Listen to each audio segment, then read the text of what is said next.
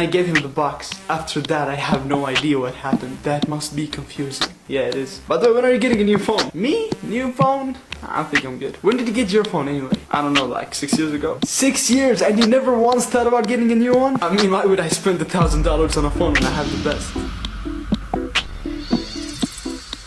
How many times do you charge it every day? Only 9 times. What? And how does the speaker sound? Please stop. It's not that bad. And how good is the camera? I think it's not working anymore. And did you break the screen yet? I don't even have to tell you. Take a look. Bro, where's the screen? Oh, sorry. Here it is.